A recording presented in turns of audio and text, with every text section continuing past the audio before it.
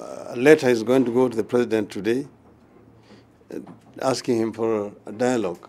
The CORD leader, in his formal letter to President Uhuru Kenyatta calling for national dialogue, has reminded him of a letter he penned on the 20th of June 2014, asking the head of state to initiate an all-inclusive consultative forum to deliberate on key national issues such as inclusivity, the fight against corruption, national security and electoral reforms.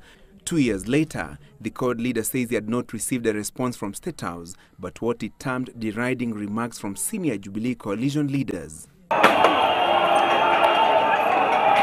Odinga, who twice in 2 weeks has led his supporters to anniversary towers in an attempt to smoke out IEBC commissioners out of office, has renewed his calls for dialogue to discuss, among other issues, how to effect key changes at the commission ahead of next year's general election.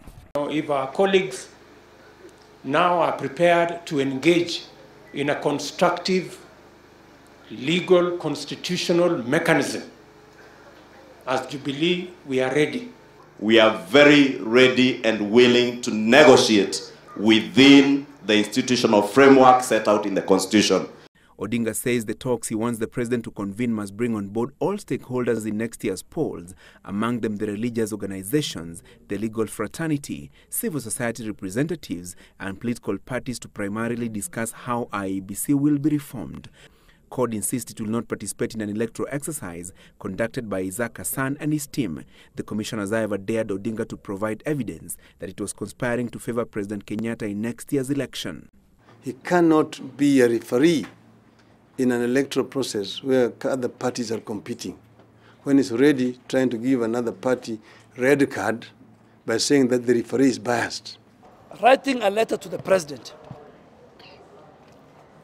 If the meeting the core leadership is seeking with the president, if it is on IEBC, then I want to tell them for free. Uhuru Kenyatta has no role under the Constitution to answer questions on IEBC.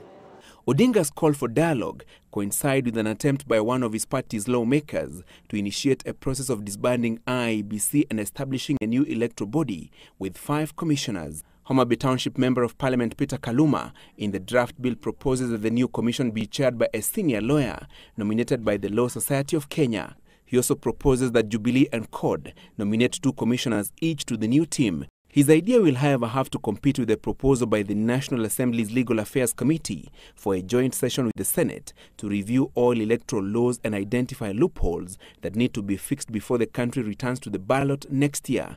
State House is yet to respond to Odinga's calls for national dialogue. Francis Gashuri, Citizen Business Center.